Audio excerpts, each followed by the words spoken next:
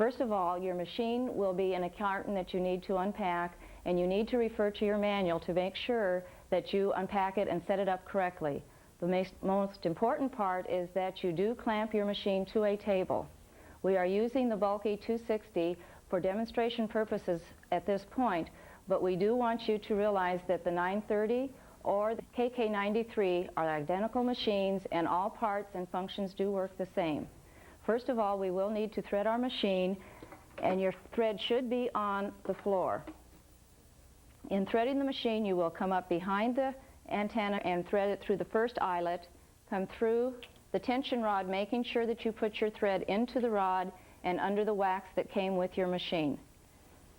Then you will go through the front eyelet, bring down your antenna, and hook it into the yarn. At this point, we are ready to start actually talking about the parts of the machine. You have 4 positions for your needles on the knitting machine. The first position is A. When the needles are in A position, they will not knit at all. When they are placed into B position, they will knit stockinette stitches at all times. In the D position, which is one step further ahead than that, you are in pattern work, and you will be using your pattern cards when you're doing your knitting. When you are all the way forward to E position, this is considered holding position, and it is a position we use when we are doing short rowing and shaping of some techniques. The Carriage also has buttons on it that we use in our knitting. You have a tension dial that regulates the tension the yarn will be knitting at. The lower the tension, the tighter the stitch. To explain this a little bit further so that you understand what is happening with your machine, we're going to take the sinker plate off at this time. If you have your needles in forward position at this point and you take your Carriage across, you will see that all the needles move. This means that they would be knitting if we had yarn in the machine. If we were to place our leading part button on here, watch the needles as I go across, and they do not come forward. This means that nothing is happening and it's a free pass. When I do not have those part buttons on, but I place my holding button on, which is on this side of the Carriage, and I have needles that are all the way forward, I take my Carriage across, you will notice that these needles will knit because you'll see them coming forward. These needles will not. See how they stayed stationary. Once you understand what these buttons are doing and the purpose of them in your knitting, it will make your knitting a lot easier. The other buttons that we have on our machine are the 2 center buttons here, which are used for pattern work, and we also use these 2 buttons on this side for pattern work. You have a KC button on the side of your Carriage. Your sinker plate is in the lid of your machine. On the bulky 260s, you will not have these weaving brushes in your machine. All sinker plates are placed onto the Carriage this way. Make sure that the groove fits down onto your Carriage before you take it across. On the 260 bulkies, you will be placing these tucking brushes in this position. There is a left for left and an R for right so that you cannot get them confused.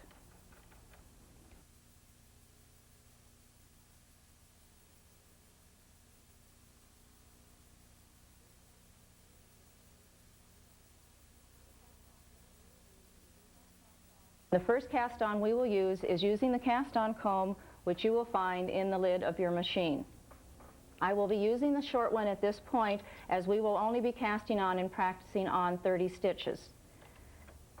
You have 2 sides to your needle bed, the center of your machine being 0. All numbers on each side will number on the bulkies up to 57, and on your standard gauge machines up to 100 on each side. In doing the cast on with your cast on comb, you want to thread your Carriage by taking the thread back between the gates into slot number A and locking the gate. Make sure you lock the gate, because you will find if you do not that later on during your knitting it will probably fall off the machine. You take one pass with your Carriage. After your Carriage is across, you have actually knitted 1 row of knitting, and you can hang your cast on comb. This is not what we consider a permanent cast on. It is only used in purposes of testing your machine, of testing tension swatches and of doing sample pieces to make sure you like the way the yarn is knitting. When we come back across now, our needles will knit for us, and we have accomplished getting on the machine.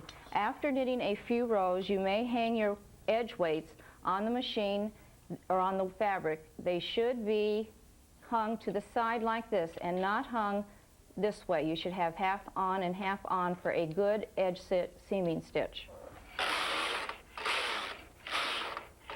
This has accomplished getting us on the machine, and we have knitted approximately 10 rows.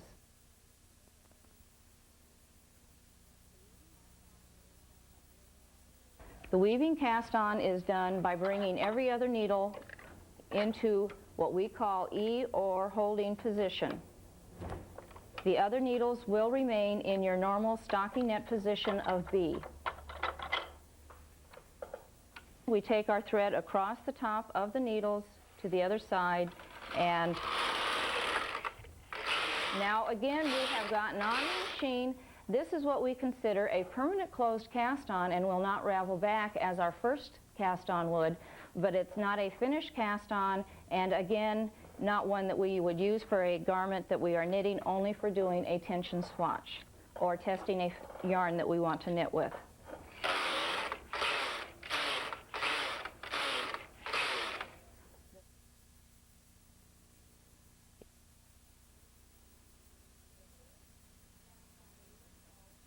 The third cast on we will show is the E-wrap cast on. Now this cast on is used as a finished cast on and is one that you really should perfect in your knitting. We use it when we cast on for baby blankets, afghans, some ribbings, and so forth. First of all, you need to bring your needles all the way forward to that holding position of E again. And we will now do an E-wrap. This E-wrap is done by making small little E's on your knitting machine. And what you're going to do is take your thread up between the first two needles, around that first needle, and then you're going to come over to the next one and wrap around that one. You will move down the needle bed in this fashion, making sure that you keep the thread back behind the latches and at a good even tension. When you are first doing this, you may find that you're a little too tight or loose, but with practice, you will become more proficient at it.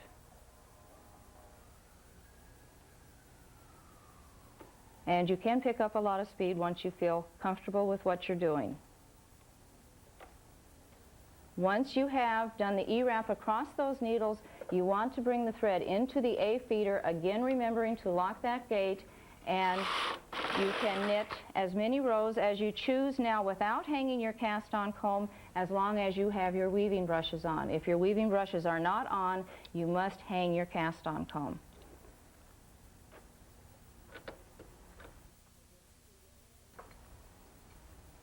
Again, we will knit a few rows to show that we have gotten onto the machine, and we now have a finished edge. This edge would not ravel back and gives a very nice finish to the bottom of a garment.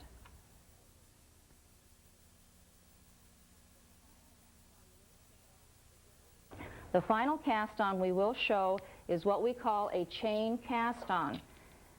With this one, you will get the first chance of using one of the tools that come with your machine, which is called the latch tool. The latch tool will be in the lid of your compartment here, and you want to use this tool to do your chain cast on. First of all, you take your thread, you make a slip knot with your thread and place it up in between, the latch tool in between the slip knot, and cinch down on it. Then you want to take that latch tool in between your first and second needle opposite the carriage, grabbing the yarn and bringing it down through the slip knot. You will move across the needle bed in this fashion, chaining on to each and every needle that you need in work.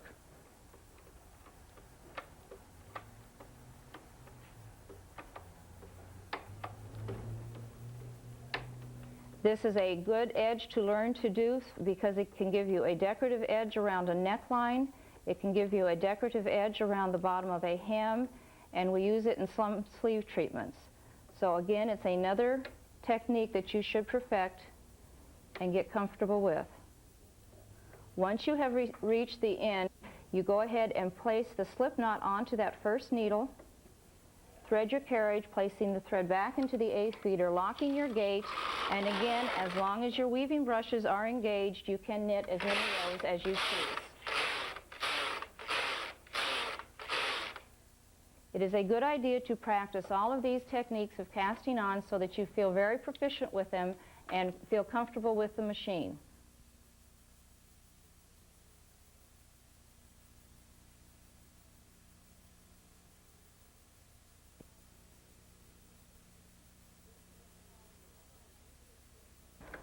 First of all, we will go into the decreasing on the garment.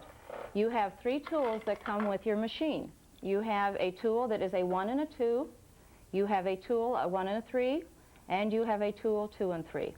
We will start with the 1-eye transfer tool to do our decrease. Now, this is not a good tool to use in normal decreases, but since you're new at the machine and have not used these tools, it's the one to get comfortable with first. If you are going to put your garment together with a sewing machine, it is fine to go ahead and use the 1-eye transfer tool. Otherwise, for seaming purposes, you would use the 2 or 3. Now, when we do our decrease, what we do is we take the end needle, we bring it all the way forward using our tool as an extension of the needle, pushing back and getting that stitch onto our transfer tool, moving it over and putting it onto the next stitch. Make sure you manually push that needle that you just decreased out of work, because if you leave it in work, it will still knit even though you've moved it. Again, you always decrease on both sides of your machine because you've got 2 sides to your garment. So do not forget to decrease on the other side. Knit a few rows, and we will practice that again to feel comfortable with it. Your end needle goes over to the second needle, and you manually push back out of work that needle that you no longer need. And I recommend that you practice this about 4 or 5 times till you feel comfortable with what you're doing. Once we have done, you feel comfortable with your 1-eye transfer tool, we will now try the 2-eye transfer tool. Taking the 2-eye transfer tool, you take and move the second and first stitch over to the third and second stitch. Again, using this tool as an extension of the needles. You can either leave your needles in the latches now that you're feeling a little more comfortable with your machine, or because we have no buttons engaged on our board here, you can actually bring them forward. It does not affect your knitting. Knit a couple of rows, and again, we want to practice that 2-eye transfer tool till we feel comfortable with it. This is the transfer stitch that you will use when you are shaping the side of a skirt, the side of a garment, or when you are using and doing a set-in sleeve. The third transfer we will try is using our 3-eye transfer tool. This works identical to your 2-eye transfer tool, however, it moves the third stitch and places it on top of the fourth stitch, thereby taking your decrease in 2 stitches from the side seam. We generally will use the 3-eye transfer tool in shaping V-necklines. We will do it one more time, but you should be doing this as many times as you need to feel very comfortable with your machine.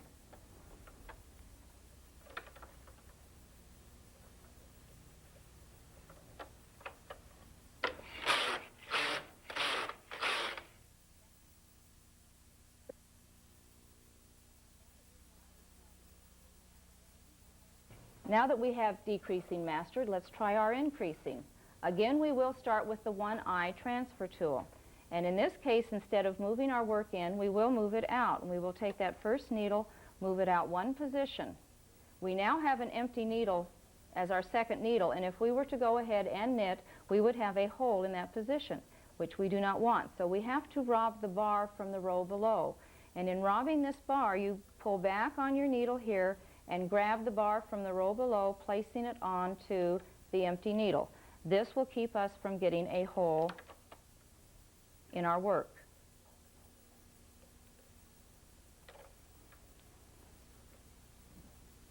Rob the bar and place it onto that needle. Knit a few rows and try that again. Rob the bar from that third needle, placing it onto the second needle. And now it's the third needle from the other side onto the second needle. The only other increase that we would use at this point would be to use your 2-eye transfer tool and move it out. And when you are increasing using the 2-eye transfer tool, instead of robbing from the stitch that's on the inside of your work, you will rob from the stitch that is on the outside or from the second needle and place it onto the third stitch.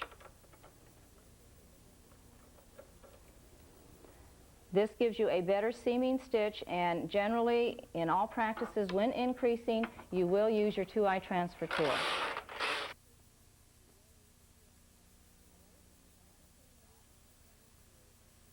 Another thing that all machine knitters need to learn to do is to rip up. Sometimes when knitting, you will drop a stitch on the other side of the machine, or you may sit and have a loop that develops on the other side of the machine, so you need to rip back to a certain point. First of all, knit and get yourself 10 rows on the machine. Now what I want you to do is, first of all, when you first start, it's very intimidating to be ripping up, and you will be very cautious about what you are doing. You will actually probably take one stitch at a time because you're afraid if you go any faster than this that you will drop your stitches. This is accomplished getting us to the opposite side of the carriage. Now our thread is over on the other side of the machine, and we need to get our carriage to that side of the machine. If I was just to take my carriage across, I would drop everything on the floor at this point because I have released the thread so that it will not get caught in my brushes. I want to place my leading part button on. Remembering back when we talked about the parts of the machine, this is the button that allows our free pass. As beginners, most people will put both on, feeling a little more secure with the machine that they've got the right one on. But it really is only necessary to place the first part button on. When you take the carriage across, you have your free pass and you are on the other side of the machine. You then rethread your machine, remembering to lock your gate, release your part button by hitting the plain button on the carriage, and go on, after adjusting your row counter, with your knitting. I will rip up a few more rows so that you can see once you have developed the technique by pulling up tightly on your stitches, they all come up to the needle latches, and then you can rip up very quickly. If I pull it very tightly and rip this way, they all come off of their needles at a faster pace. But when you first start, do it slowly. When adjusting the tension of your thread, because you have ripped up, don't pull up from here, pull here and let your yarn fall back to the floor. Your yarn should always be placed on the floor for knitting for a good flow to the yarn.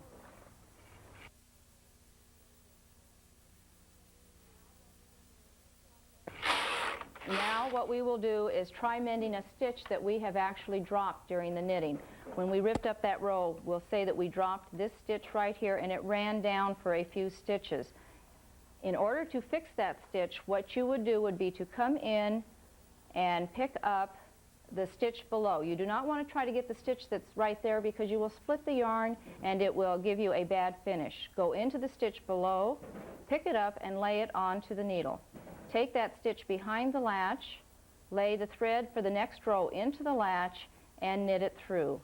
Continue in this manner until you have gotten all rows knitted back up to where you dropped your stitch. This is our extent of hand knitting on the knitting machine. Once you have mended that stitch, then you can go on with the knitting of your garment.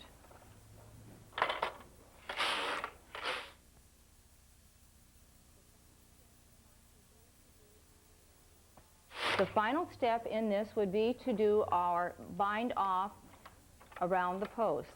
Now, we use our latch tool to do this bind off, and this bind off is used when we put our shoulders together, when we finish afghans, and when we do some other finishing techniques. So you really do need to get proficient at this technique as well. You want to unthread your carriage, and with your latch tool in your hand, you take the thread back behind the gate bag next to the needle that you have in work. You have brought all your needles forward to holding position. You lay your latch tool into the needle and pull it through, getting that first stitch onto the latch tool. You then lay the thread into the latch tool and pull it through that first stitch. Now you can make this stitch as large as you want for comfort's sake and put it into the next needle, pull it through, but before you lay this thread in to take it off, you want to cinch down and get good tension. Then you come back through. Lay the latch tool into the needle, pull it through, cinch down on your yarn, and then pull it through the 2 stitches that are on the latch tool. You want to continue in this manner across the needle bed, taking off your stitches. They are actually hanging on your gate pegs at this point, but they have been latched off or crocheted off. Once you feel comfortable with this, you will pick up speed. At first it will be awkward. Do not let yourself, since you're just practicing, get worried about it. Just go with it. If you drop a stitch, just keep going until you feel comfortable with it.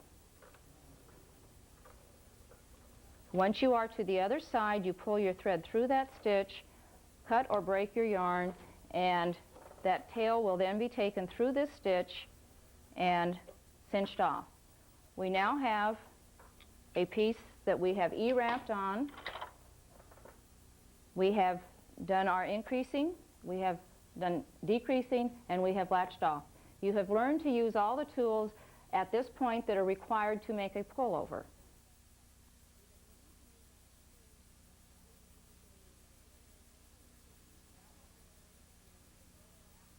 Now what we will need to do is go in and actually make a tension swatch, because without the tension swatch we cannot make our first garment.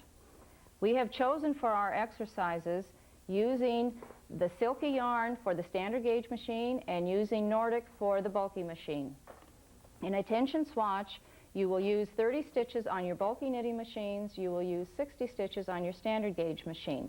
You always want to cast on with scrap and ravel cord. Now there are 3 ways, to do a tension swatch.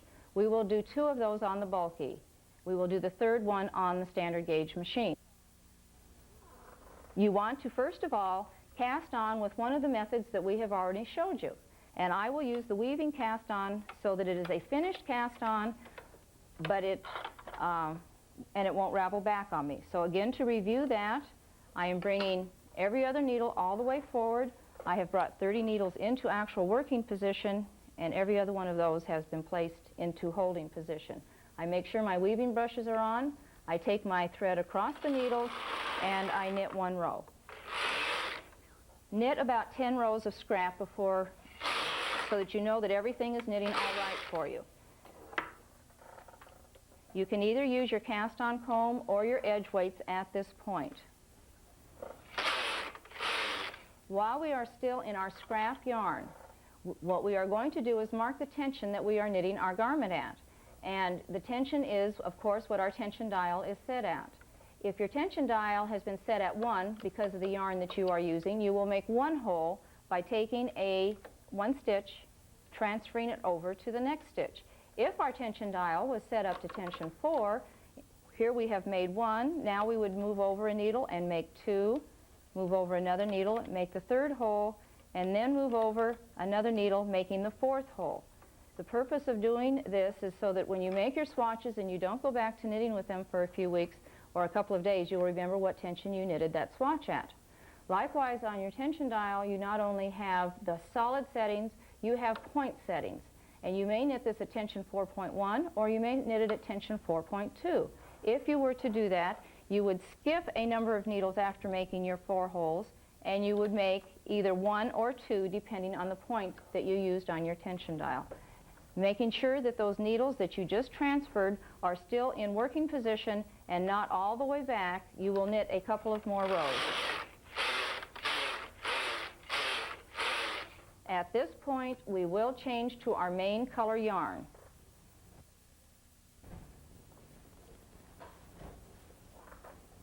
You will also set your row counter to 0. And in order to make your row counter work, you need to have this button down on your machine. We will knit 5 rows. And now we want to place markers so that we can read this tension swatch. So first of all, I will break myself 2 pieces of thread. And on needle number 10, because on the bulky we measure 20 stitches, I will place a marker. If you are doing your swatch on the standard gauge machine, you will do this on needle number 20 because it's on 40 stitches that we need to measure our swatch.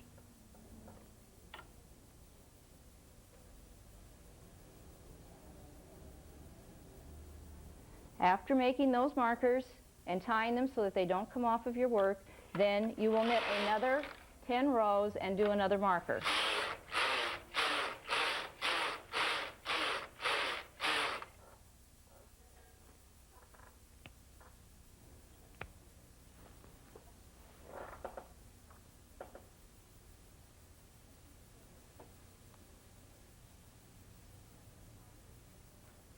Once you have done this marker, then you will knit your final set of rows, which on the bulky is a total of 30 rows. On the standard gauge machine, it's a total of 60 rows. You do need to place your markers every 10 rows for accurate measuring purposes.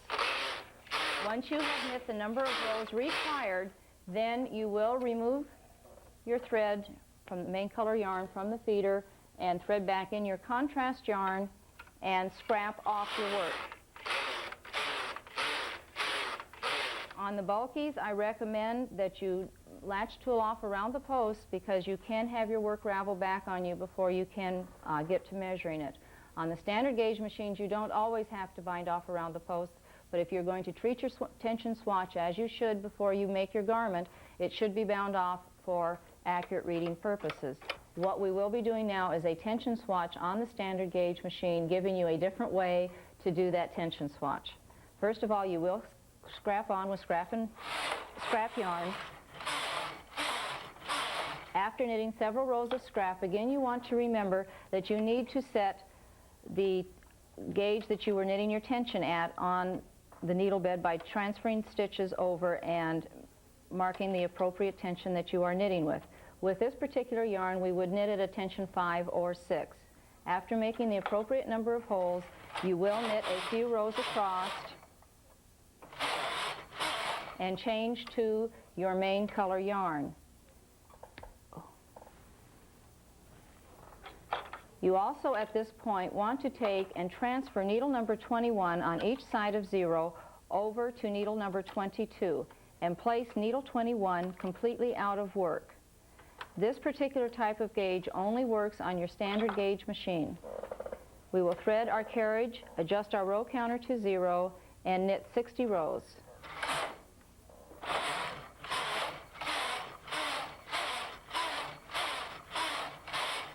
After knitting your 60 rows, you can return those empty needles back into working position.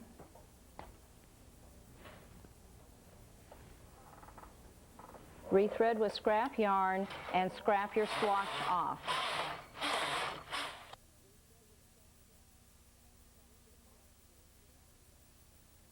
Before we can proceed after doing our tension swatches, the first thing you need to do is treat that tension swatch as you would treat your garment when it was completed. So if you are going to wash it in the washing machine and dryer, throw it in the washer and dryer. You also need to block it with a steamer. And we have a steamer set up here for you to see the proper way to steam a swatch. First of all, you want to lay the swatch to the purl side and lightly apply steam, rolling out the corners that want to roll under. Then turn your swatch over and again lightly apply steam, making sure that everything is, your stitches are being set. After you have steamed your swatches, then you can measure them. In measuring a swatch, you want to take your tape measure and lay it on the, from one side to the other, taking your measurement off of that swatch. In this case, 20 stitches would equal 4 3/4 inches. If we were to go to this swatch, we would lay it from marker to marker, and this particular swatch is measuring 4 1/4 inches. Likewise, going over to this swatch, using this technique, we measure from outside needle to outside needle of the needle that's out of work. And here you will see that you have 5 inches. Once you have knitted or measured the knit side, you need to measure the purl side for your rows. And by turning your swatch over to the reverse side, you can get an accurate reading of the row gauge. You want to lay your tape measure at one edge of the blue purl stitch to the next edge of the blue purl stitch. And in this case, it is measuring 2 7/8 inches. On this one, again, we measure from the purl stitch to the purl stitch. This one is giving us 4 1/4 inches. And if we were to use this one here, it is from the yellow to the yellow, giving us 6 inches. Once you have determined the measurement over 60 rows, 30 rows, and or the number of stitches you're working with, you divide that out and determine your stitch gauge.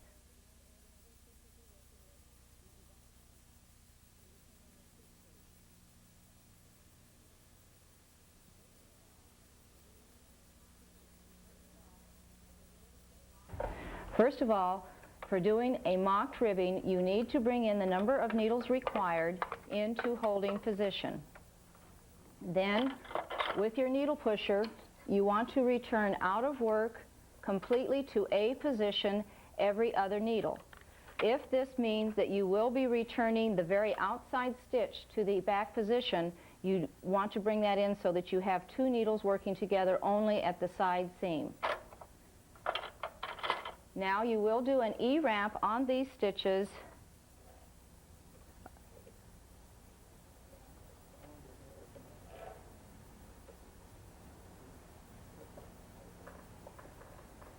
After completing your E-wrap, you will thread your machine in the appropriate manner, pull down on the tension to make sure your tension is secure, and knit 30 rows at garment tension -2.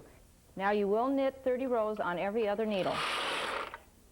Remember, you should have set your row counter to 0 at the time you started that. So right now your row counter will read row 1 if you have not adjusted your row counter. You should also hang your cast-on comb so that your work will drop nicely.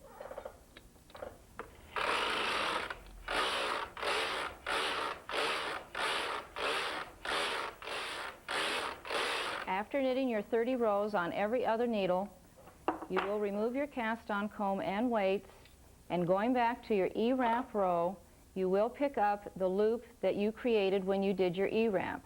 And you want to hang that on the first needle, and then go to your empty needle that's in between those needles and bring it into work, hanging your stitches onto that needle.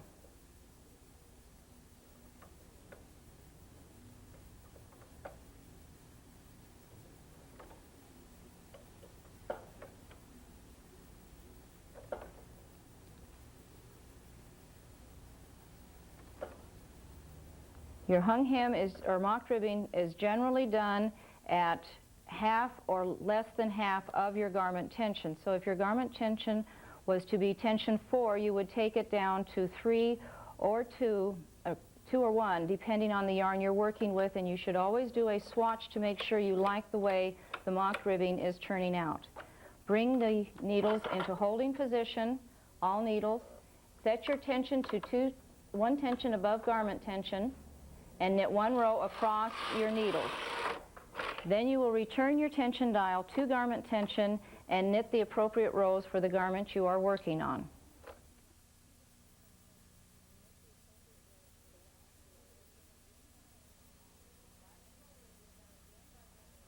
The latch tool rib is done again by bringing all needles into holding position, and on those needles again doing an E-wrap.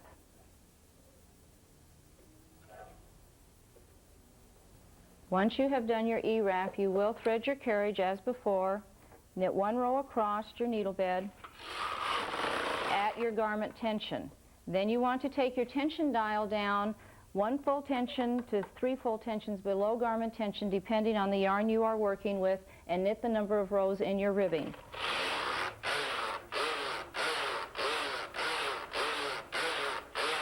Once you have knit the number of rows in your ribbing, you want to start using your latch tool to make your latched rib. I recommend that you start at the center of your work and move to the outside edges, because it's easier to start at the center than at a side stitch. You want to take left needle number 1 and actually drop that stitch. You will take it off of the needle and with your one-eye transfer tool, you will rip down to the very first row. When you have gotten to the first row, we have to accomplish that E-wrap like we did at the very beginning. So what you want to do is grab that row with your latch tool and actually twist it. Once you have twisted it, then you can start latching up with your latch tool, and this is now giving you a purl stitch, which will be next to a knit stitch when we are completed.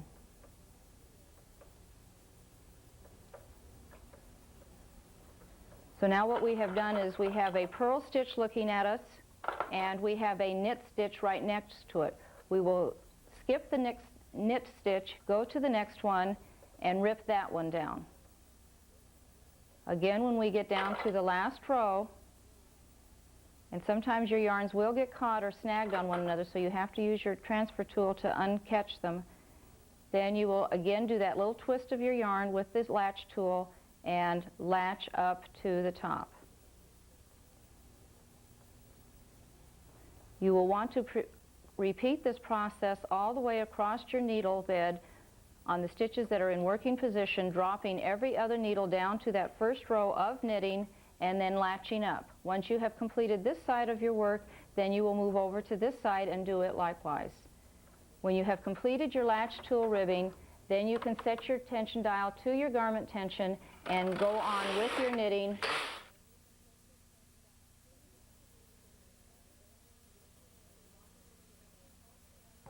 What you want to do is bring the appropriate number of needles into working position, and then you want to return every other needle out of work completely. Again, as in the mocked hem, if there is a needle that's on an edge that would be returned to a position, you do not want to do that because it will not give you a good seam. So you would leave two needles together at that point. Now we will E-wrap on the stitches that we brought forward. We will thread our carriage, lock our gate, and we will knit one row at garment tension. After knitting that one row of garment tension, we can hang our cast-on comb. We will leave the empty needles out of work for 5 more rows. You will turn your tension dial to 2 tensions below garment tension and knit those 5 rows. Now you will bring the empty needles back into working position. And staying at that garment tension of 2 tensions below garment tension, you will knit 10 rows.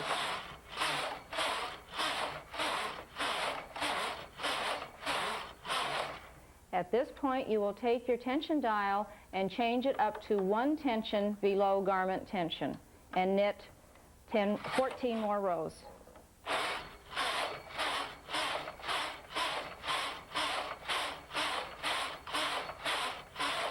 We will now hang our hem by removing our cast-on comb.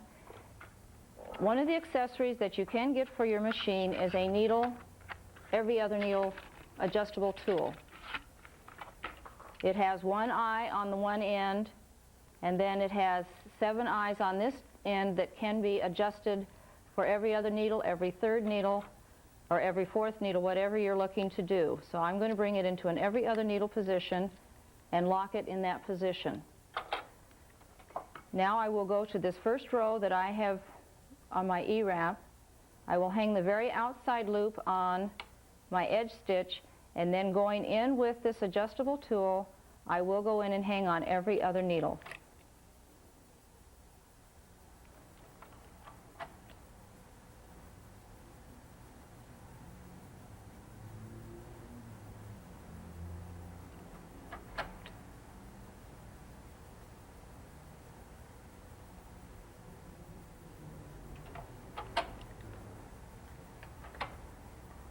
When you get to the end, quite often it's just as easy then to use the 1 eye side to get into those stitches correctly.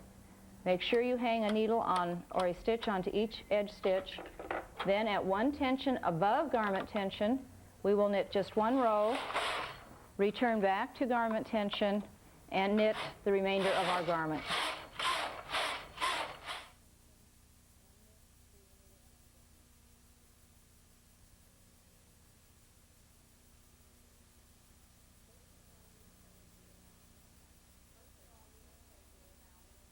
First of all, we will shape a round neck. A round neck is done by initially taking a number of stitches off at our neckline, and your pattern will tell you how many stitches you do need to remove. In this case, we will say that we are using 10 stitches that we need to have come off of our machine at one time. When you got your knitting machine, you received ravel cord in the lid of your machine. With the bulky machines, we also have what we call bulky ravel cord, which is the best ravel cord to use when taking off your necklines because it's built for the size of yarn you're working with. When we go into shaping a neckline, we do need to take our center neck stitches off of the machine. So we will bring in those stitches or needles to holding position, and with our ravel cord laid into the latches of those stitches, we will bring the latches back, closing the latches over the ravel cord. At this point, we want to hand knit back to B position the ravel cord. You can use your carriage to do this with, but you will find that some yarns will give you a brush mark on the back of your garment and will not give you a nice finish. So it's better to take a few extra minutes and actually hand knit them yourself. Then we want to take our scrap yarn, and at this point we will scrap this ravel cord off. Again, you have laid your thread into the latches, and now you will pull those latches back and knit them through. By pulling the latches back and having the latch hold the thread, you don't have to worry that the thread will not be inside the latch when you take it back. You only need to do a couple rows of what we call hand knitting before you can bind these off around the posts. But you will want to hand or bind these off around the posts before removing them from the machine, because they will ravel back, as we cannot knit as evenly as the machine can.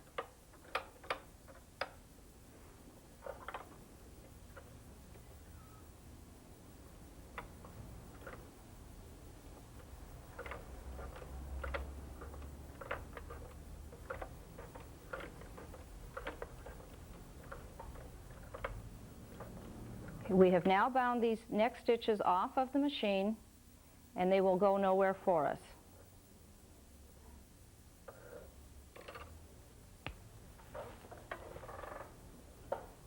Lift them off of your sinker posts and put a weight there so that they don't get caught up in your carriage as you go across the needle bed. Place the stitches that are opposite the working needles on this side, in other words on the opposite side of your neck, into holding position or position E on your needle bed. Remember to place your holding button on, because that now will make these needles not knit but will allow these needles to knit. If we are shaping a round neck, depending on the pattern you are using, it will probably tell you to decrease one stitch after knitting one row. So you will take your latch tool or your transfer tool and move over one stitch, and make sure in a round neck that you use your 2-eye transfer tool unless told to do otherwise. Then your pattern may read to knit 2 rows, and again repeat that same decrease by moving 2 stitches over 1 needle. Remember to push that empty needle out of work, and also you need to be made aware that when you are knitting on one side of your machine, it is very likely you will not hit your row counter, because the row counter is built in on this side and you have a tendency to want to stop it early. So make yourself think, hit the row counter. Then you decrease again if your pattern calls for it. Once you have finished your decreasing, you will have a certain amount of rows of straight knitting to do, as your pattern will say. Once you have finished that number of rows, you will break your yarn and knit 1 row of ravel cord over the stitches on the machine. We always scrap on and scrap off in certain areas on our machine, and even though it doesn't look real pretty as we're knitting, this all goes away when we are done. If you have to cover or go across needles that are in holding position, never carry your thread from here on this side over to this point, because you will drop the first needles on this side of your work. Always take that thread across the top of the needles that are in holding position and then knit across.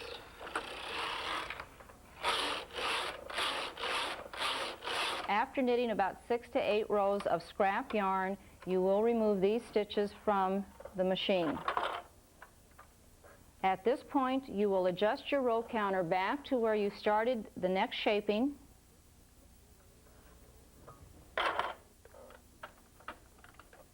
And you will shape the other side in the same way that you shaped the first side. You may remove your holding button, thread your machine, and knit one row. You notice that I did not bother to put those needles back to normal knit position. I did not need to do that because I had removed my holding button. After one row, we again remember to shape that first stitch, and this time it's on the opposite side of our neckline. We knit 2 rows and we shaped again.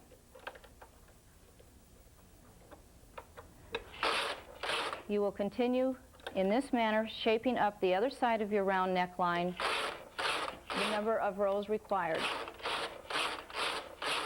Again, you will remove this side of your work just as you did the other side of your neckline when you removed it on ravel cord and scrap.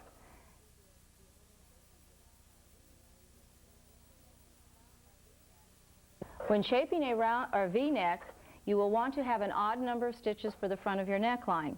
And when you get to the point where your pattern calls for you to take off a stitch for your center stitch of your V-neck, you want to bring your center stitch all the way forward, and with a piece of scrap yarn laid into that latch, pull it through and secure that stitch by the thread that you have taken through with a loose slip knot.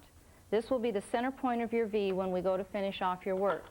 Now, opposite the carriage, again, you want to place all of your stitches on the shoulder to holding position. You want to place your hold button on, and you will now shape the one side of your V-neck. You will knit 3 rows, and with your 3-eye transfer tool, you will take and decrease 1 stitch by moving the first, second, and third stitch out to the second, third, and fourth. Remove that empty needle from work completely, push your needles back, and knit another 4 rows. Now, the number of rows in between decreases will vary with the pattern you are knitting, and so you must follow the instructions that they give you in their pattern.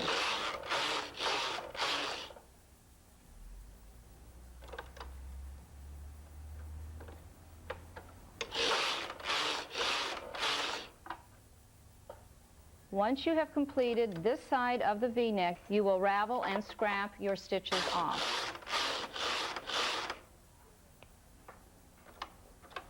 You want to bind those off around the posts. Now, returning your row counter back to where you started your V-neck from so that you can keep track of the rows properly, you will rethread your machine, remove your holding button, which will allow these stitches to knit, and knit 4 rows as we did before. And again, with your 3-eye transfer tool, you will decrease on your edge or on the 4th needle in. Make sure that you have your edge weight hanging here for good dropping. Once you have finished this shoulder, again, you will remove your stitches on scrap and ravel cord.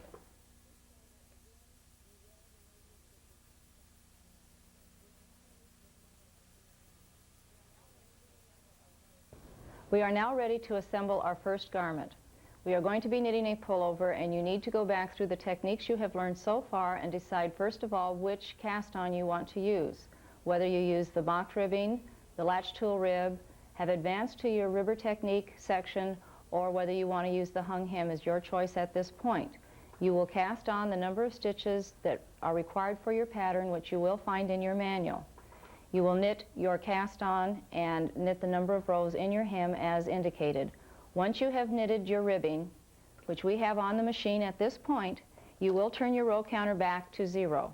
At this point, we will knit from the top of our ribbing to our armhole.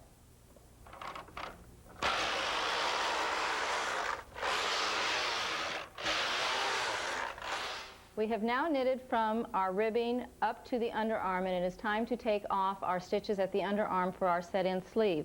Opposite the carriage, you want to bring into holding position the number of needles required in your pattern. You want to take a piece of ravel cord, laying it into the latches, and hand knit these stitches off with the ravel cord.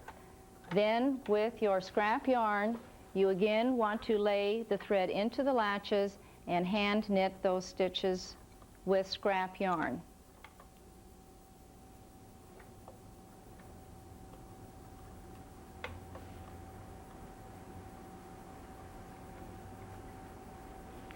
After you have hand knit those pieces, or those needles, you want to take your latch tool and bind the stitches off around the post so that you do not lose them.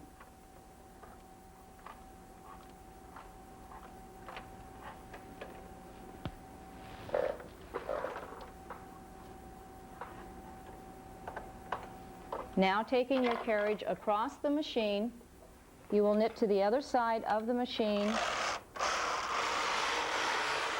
and you will take the same number of stitches off on the other armhole edge. With your ravel cord,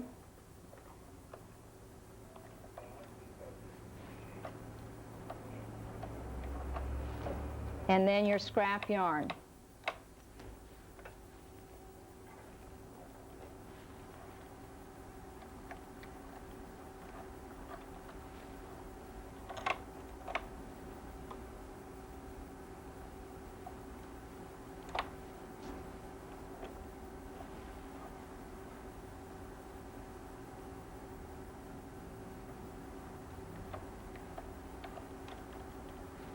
Again, you want to bind these stitches off so that they do not get away from you.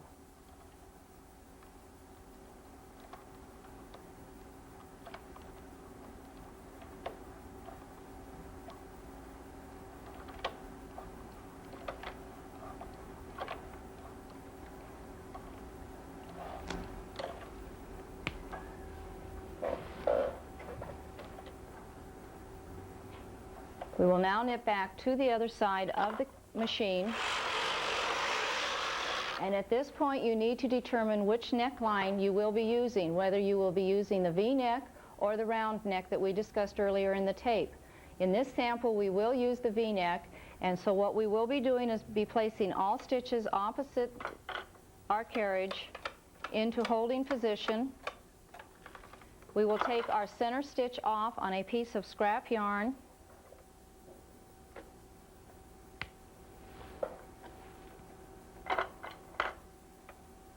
And now we will be knitting only on the one side of our garment. We will remember to place our hold button on. We will knit one row, and we will follow the decrease schedule set up in our pattern that's in the manual.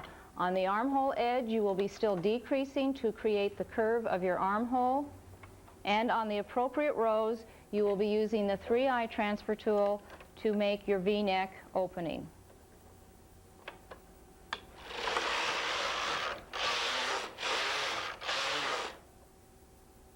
On the armhole, again, we are using the 2-eye transfer tool, and on the V-neck, we will be using the 3-eye transfer tool. It is a good idea to take your claw weight on the side of your V-neck to help make sure that those stitches drop correctly.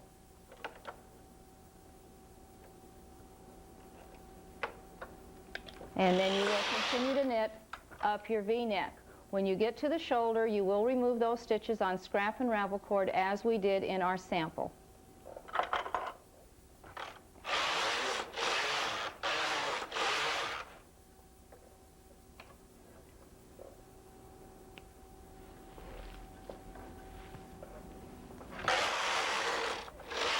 Once you have removed those stitches on the scrap and ravel cord, you will have to return to shape the other side of your neckline.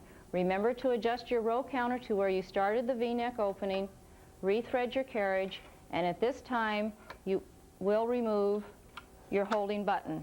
You will knit one row, and then you will shape according to the decrease schedule in your pattern, using the 2-eye transfer tool on the armhole edge and the 3-eye transfer tool on the neck edge.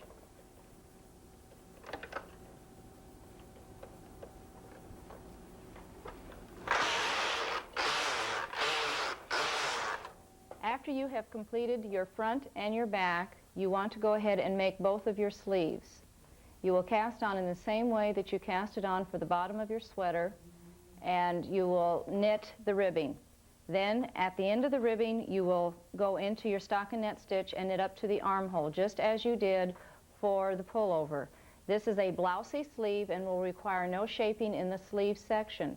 If you decided to do some shaping, you would use your increase tool and increase as we discussed at the first of this tape. When you get to the arm's eye, you want to have your machine threaded and place your hold button on to shape the top of the cap of your sleeve. Just as when we shaped the armhole, opposite the carriage, you will place stitches into hold, and you will remove these stitches on scrap yarn.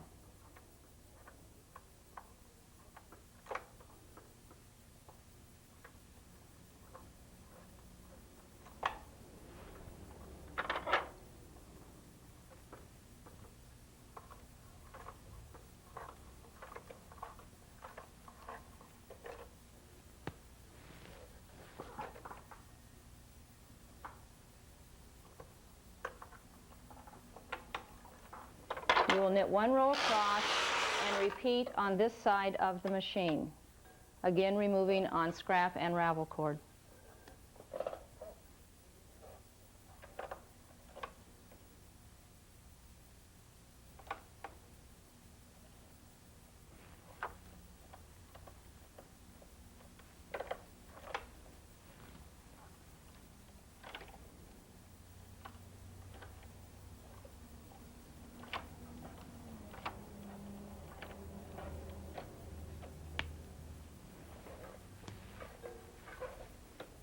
Now you will knit the top portion of the cap of your sleeve, decreasing using your decrease tool.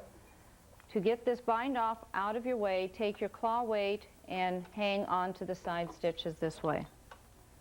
That will keep the scrap yarn that you have removed from the machine from getting caught up into your sinker plate. Knit the number of rows required for your pattern, and using the 2-eye adjustable tool, you want to transfer and decrease a stitch on each side of the needle bed.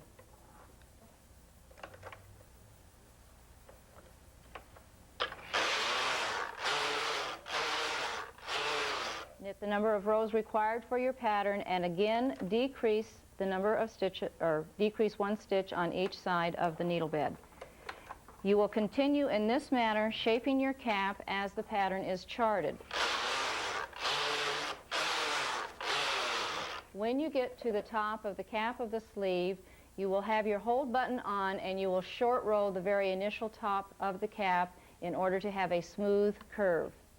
Opposite the carriage, you will place the number of stitches required into holding position, knit one row, and manually wrap your end needle. Opposite the carriage, the same number of needles will be placed into hold. You will knit one row and manually wrap those stitches. Again, opposite the carriage, you knit one row, wrap your end needle, and again, we place stitches into hold. You will continue in this manner until you have finished short rolling the top of the cap of your sleeve. At this point, you will break your yarn and remove your stitches on scrap and ravel cord. When you have finished completed knitting your back of your garment, you need to block that before you can go any further. In blocking the back, you want to take it to your blocking board and gently apply steam to make sure that you take down the side curl on each side.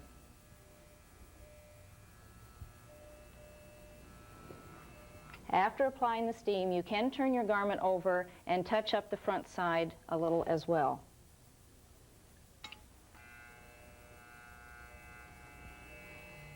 When you have completed blocking the back, do take measurements to make sure that you have your garment at the proper size. And in measuring, you want to take your tape measure and measure from arm's eye to arm's eye, making sure you have the proper measurement.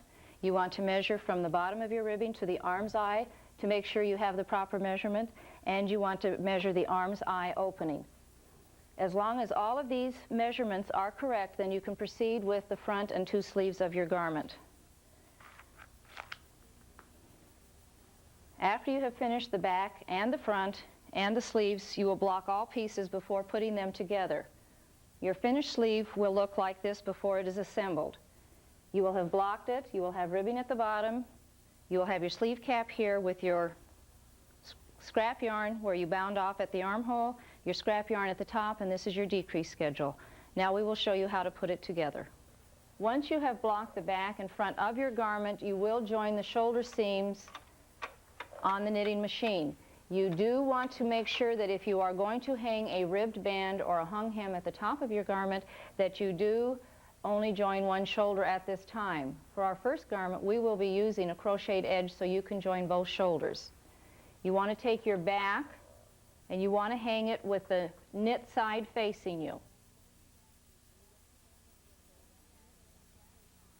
Folding back your scrap yarn with your ravel cord stitches facing you, you want to go into your open stitches and hang them onto the machine.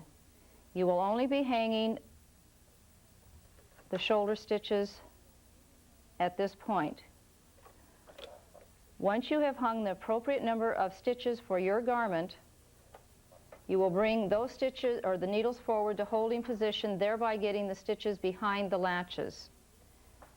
Then take the front of your garment, and now with the purl side facing you, remember the knit side was facing you originally, you want to sit and hang the same stitch onto the needle, but this time we're going to keep it in the latch and we're not going to let it go behind the latch as we did before. You also want to make sure that when you are hanging your front and your back together, that you check to make sure that you have hung armhole to armhole and have not gotten the wrong sides together.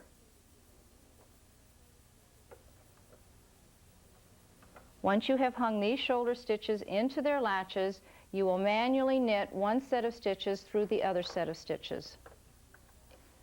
Bring your needles all the way forward to holding position, and with a tail, if you have left one long enough to bind off with, you will bind off these stitches around the posts. If inadvertently you have not left a tail long enough, you can join a new piece of thread at this point and bind them off around the posts.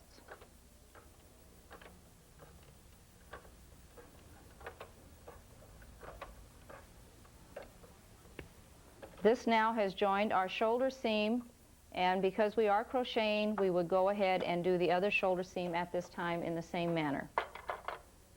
And now all we have to do is finish our garment by seaming it and putting all the pieces together. After you have finished putting your shoulder seams together, you can remove the scrap and ravel cord from your front shoulder only. You cannot remove it from the back shoulder at this point because we still have open stitches that need to be finished off. But you can get this out of the way by pulling on your ravel cord to separate the scrap yarn and then pulling your scrap away from the garment. Before we sew the side seams, we will place the sleeve into the opening. With your machine and with the needles that came as spare needles, you received a tapestry needle that we will thread at this point for seaming purposes. In seaming the arm's eye, you want to Kitchener stitch your open stitches of the garment to the open stitches of your sleeve opening.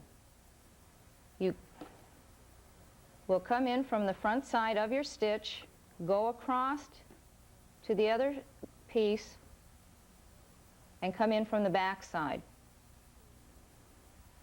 Pull up on your thread, come back to the first side, coming in from the back side of that stitch, and go back out the next stitch.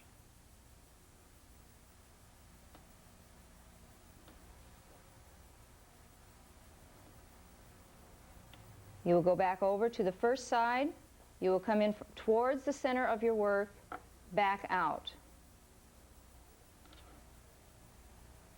Come from the back side into the center, then back out toward yourself. You'll always go over to the new side as you are seaming up your arm's eye.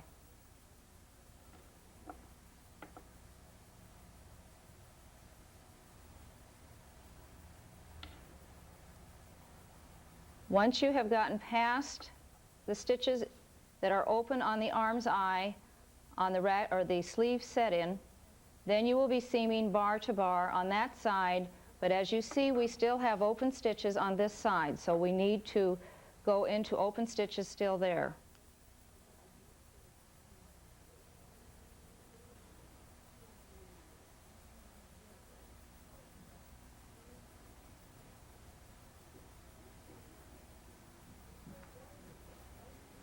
On this side, we will go in and now pick up the bar or the top of the stitch and pull our needle through, come back to this side and again pick up as we have been doing, going in from the front side of the stitch and coming back out towards you.